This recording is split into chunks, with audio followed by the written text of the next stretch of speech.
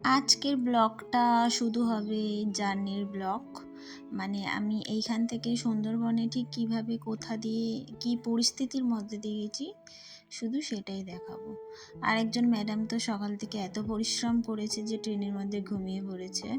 পরিশ্রম বলতে ওই সাজা গোজা 2 দিন ধরে শপিং করার পরে নেল এক্সটেনশন, তারপরে পার্লারে এটা সেটা, সাথে সাথে আমাকেও ঘুরতে হয়েছে। আমি এই ব্লগটা আরও সকাল থেকে শুরু করতে পারতাম, কিন্তু কথা ছিল সকাল 10টার ট্রেনে উঠবো, যত তাড়াতাড়ি যাব তত তাড়াতাড়ি পৌঁছাবো, যেতে সময় তো লাগে। কিন্তু বাবারে বাবা, এই মেয়েটা আমার পরপর 3খানা ট্রেন মিস করিয়েছে। আমি রেডি হয়ে তাড়াহুড়ো করে গেছি। তোমাদের একটা ব্লগ এখনও ছাড়া হয়নি যে আমি আমার বিয়েতে কি পরবো বলে একটা ব্লাউজ বানাচ্ছিলাম। তো সেই ব্লাউজটা ভেবেছিলাম কমপ্লিট করে যাব, কিন্তু ওই ট্রেন ধরার জন্য আমি ব্লাউজটা পর্যন্ত বানাইনি। কিন্তু সেই আমাকে স্টেশনে গিয়ে বসে থাকতে হয়েছে, পরপর 3টে ট্রেন ছেড়ে দিয়েছি। আর ক্যানিংয়ের ট্রেন জানোই, যারা যাও তারা জানো যে ক্যানিংয়ের ট্রেন 1 ঘন্টা পর পর করে আসে। এই জন্মে আর এই মেয়েটা শপিং শেষ হবে না। মানে এত কিছু কিনলো, ওর এক্ষুনি এই যাওয়ার পথে ওর আরও মনে পড়ছে এটা নেওয়া হয়নি, ওটা নেওয়া হয়নি, সেটা নেওয়া হয়নি। অনেক বেলা হয়ে গেছে, মাথার ওপরে রোদ, গরমে হালাত খারাপ হয়ে যাচ্ছে আমার। ফাইনালি সব কেনাকাটা করার পর আমরা এবারে নদীর দিকে যাচ্ছি। তো ও এনেছিল খালি সুটকেসটা পুরো ভরে গেছে। তো সেই সুটকেস মাথায় করে নিয়ে আমরা নদীর দিকে যাচ্ছি।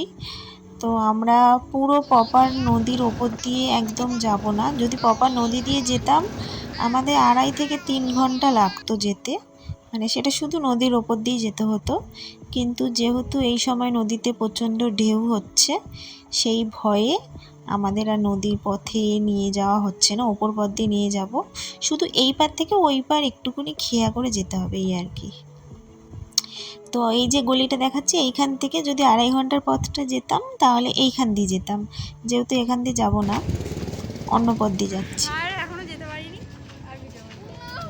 আর ঠিক এই খেয়াতে ওঠার আগের মুহূর্তে আমার ছেলে সে কি কান্না, সে টিকিট ফিকিট কাটছি, মানে ওরা হাঁ করে চেয়ে রয়েছে আর বলছে যে যেও না, পরে যেও, বাচ্চাকে থামাও, বাচ্চাকে থামাও। অনেকক্ষণ দাঁড়িয়েছিলাম, বাচ্চাটাকে ভুলিয়ে ভালিয়ে এনেছি যে বেটা চলো আমরা শুধু জলে হাত ধোবো বলে ভুলিয়ে ভালিয়ে এনেছি ঠিকই, কিন্তু সেই নদীতে মানে কাছাকাছি চলে যাওয়ার পর সে কি কান্না, উঠবে না। মানে পরপর 2টো আমরা খেয়া ছেড়ে দেওয়ার পরে শেষে ভুলিয়ে ভালিয়ে আমরা উঠেছি। একদম ওকে কোল থেকে নামাতে পারছিলাম না।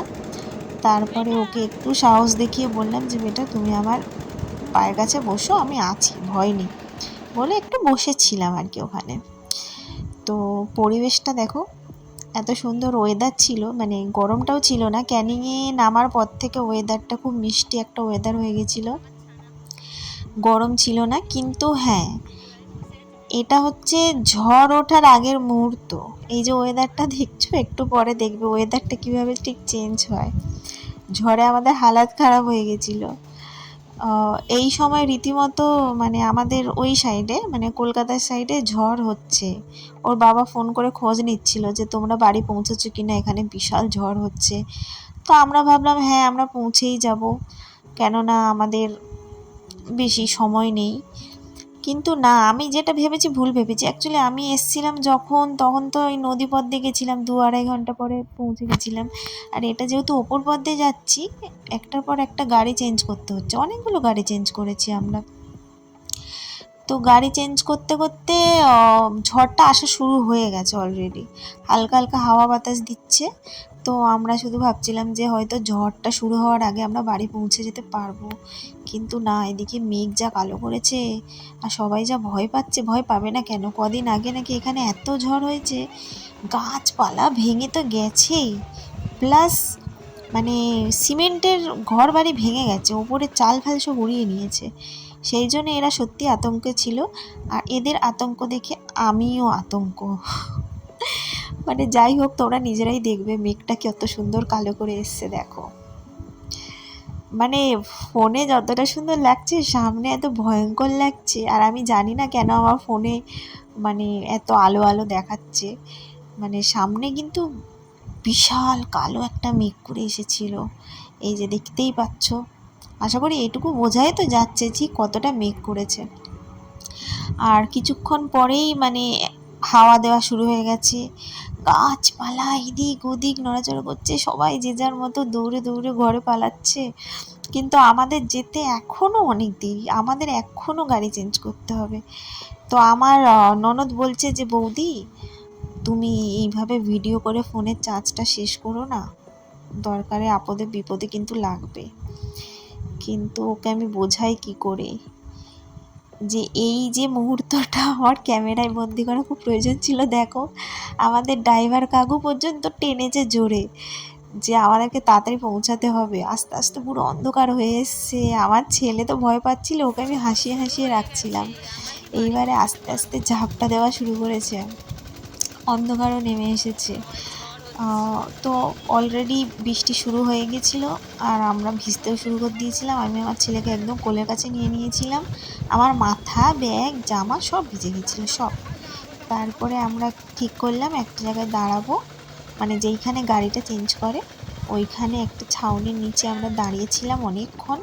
কারণ শুধু বৃষ্টি হচ্ছিল না, বৃষ্টির সাথে সাথে প্রচুর জোরে বিদ্যুৎ চমকাচ্ছিল, যার কারণে ড্রাইভার কাকুরাও ভয় পাচ্ছিল। আর ওরা যদি ভয় নাও পেত আমরা যেতামও না, কারণ এইরকম সিচুয়েশানে কেউ যায় নাকি।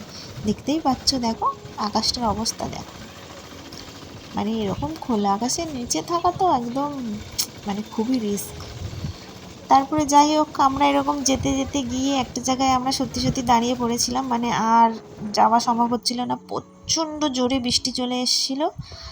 তো একটা ওই খাবারের দোকানে দাঁড়িয়েছিলাম, ওখানে টুকিটাকি কিছু খাবার দাবার কিনেও নিলাম। ততক্ষণ বৃষ্টিটা হয়ে গেল। বৃষ্টিটা হয়ে যাওয়ার পরে আমরা আবার একটা অন্য ভ্যান চেঞ্জ করে সেই ভ্যানে করে আবার যাওয়া শুরু করলাম। এবং ওখানে গিয়ে দেখি প্রচণ্ড রাত হয়ে যাচ্ছিল। আসলে ওই যে সকালে 10টার ট্রেনটা আমরা মিস করেছিলাম, তারপরেও ট্রেন ছিল 12টার ট্রেনটাও যদি আমরা ধরতাম তাহলেও আমরা দিনে দিনে পৌঁছাতাম, প্লাস এই ঝড় বৃষ্টি হওয়ার আগে পৌঁছাতাম। কিন্তু এই মেয়েটার জন্য দেরি হয়ে গেল, আমরা উঠলাম 1:30টার ট্রেনে, তার কারণে এই এত রাত হয়ে গেল। যথেষ্ট রাত হয়ে গেছে, ফোনে বোঝা না গেলেও রাত হয়েছে অনেক। ওখান থেকে আমরা ভ্যান থেকে নেমে আমরা একটা মানে এতে দাঁড়িয়েছিলাম, একটা কী বলে একটা মুদিখানার দোকানে দাঁড়িয়েছিলাম। এরপর আমরা খেয়া ধরবো, কিন্তু এত বৃষ্টি পড়ছে কোনো খেয়া আসছিল না। আমার ছেলেটা এদিকে ঘুমিয়ে পড়েছে, সারা দুপুর ঘুমায়নি, ওকে নিয়ে ওইখানে একটু বসে বসে ঘুম পাড়িয়ে নিলাম। দাঁড়িয়েছিলাম অনেকক্ষণ, পা ব্যথা করছিল বলে ওখানটা বসেও পড়লাম। তারপরে দেখলাম যে খেয়া এসেছে, বললো বৃষ্টিটাও একটু হালকা কমেছে। তারপরে আমরা খেয়াতে উঠে বসলাম, কিন্তু রাতের অন্ধকার, কিছুই দেখা যাচ্ছিল না। আমি তো খুব ভয় পাচ্ছিলাম যে অন্ধকারে কি করে নিয়ে যাবে। তা ননদ বললো ওরা ঠিক বোঝে, ওরা রাস্তা জানে, ওরা ঠিক আমাদের পৌঁছে দেবে। তো অন্ধকারে দেখো কিছু দেখাই যাচ্ছে না, আমি কিন্তু খেয়ার ওপরেই ছিলাম। খেয়া থেকে নেমেই এই কাকুটাকে ভাগ্যিস পেয়েছিলাম, ইনি একমাত্র ছিল, আর সবাই ঝড়ের জন্য বাড়িতে চলে গেছিলো।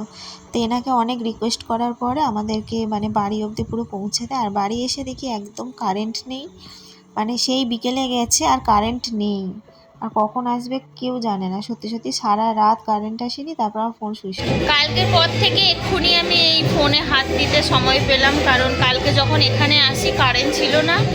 আর এদের ঘরে হচ্ছে মানে মোমবাতি, তোমার এমার্জেন্সি কোনো লাইট সেটাও ছিল না, ঠিক আছে।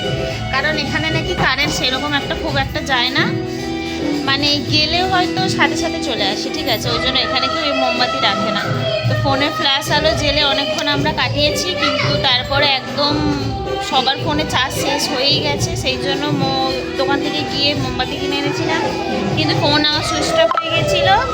সকালবেলায় জেনারেটর চলছে, জেনারেটর থেকে ওই যে বক্স বাজাচ্ছে, গান শোনা যাচ্ছে, ওই বক্স বাজাচ্ছে। ওখানে গিয়ে ফোনটা একটুখানি চার্জে দিয়েছি, তারপরে এই চার্জ হলো, তাই আমি এখন ভিডিওটা বানাতে পারছি, অ্যালার্মও বাজছে। তো চলো পুরো ঘরটা আমি তোমাদেরকে দেখাই, আর কীরকম ডেকোরেশন করছে সাজাচ্ছে সেটা আমি